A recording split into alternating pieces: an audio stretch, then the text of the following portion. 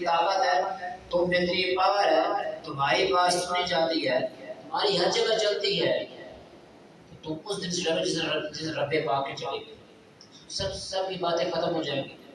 وہ صرف اس کی چلے گی، تو وہ سوچ تاکہ تمہیں اس سے سبق حاصل ہو سکے۔ صحابی رسول ہے، روایت ہے، فرماتے ہیں جا کے تو جہاں صلی اللہ علیہ وسلم کی بارگاہ میں عرض کی یا رسول اللہ صلی اللہ علیہ وسلم کہ انہیں شکایت پہنچی کہ وہ غلام کو مارتے بولتے ہیں، غلام کو مارتے بولتے ہیں، خادم آپ کہہ رہے ہیں، غلام نوکر کہہ رہے ہیں، تو آقا صلی اللہ علیہ وسلم تشریف لے گئے، وہ غلام کو مار رہے تھے اور وہ رکے، تو آقا صلی اللہ علیہ وسلم کو عرض کی یا رسول اللہ صلی اللہ علیہ وسلم یہ بڑا ہی تنگ کرتا ہے، میری بات ہی کو نہیں مانتا، میں کیا کروں پھر؟ تو پیارے محبوب صلی اللہ علیہ وسلم نے ارشاد فرمایا اسے معاف کیا، فرمایا کتنی مرتبہ؟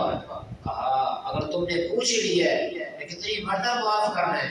تو کم از کم اپنے محتاج کو، اپنے نوکر کو، اپنے خادم کو دن میں 70 بار معاف کیا، کتنی مرتبہ؟ 70 مرتبہ معاف کیا۔ اگر آج تمہاری اس دنیا میں چل رہی ہے،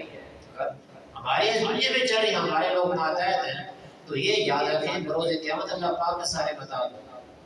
اگر آج کسی کو معاف کرو گے تو رب رحمان تمہیں اپنا بندہ سمجھ کر، حقیقی بندہ سمجھ کر تمہیں معاف فرما دے گا۔ اللہ اکبر۔ یہ اسی طرح جو غصہ ہوتا ہے یہ انسان کو اتنا بھڑکاتا ہے، اتنا بھڑکاتا ہے تو سمجھ کو نہیں آتی میں کیا معاملات کر رہا ہوں، اسے معلوم اس وقت ہوتا ہے جب وہ بالکل اس سے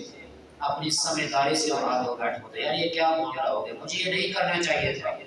تو اس سے پہلے اگر تھوڑی دیر صبر کر لیا جائے، جیسے کہا جاتا ہے نا اگر کسی گھر میں لڑائی ہو جائے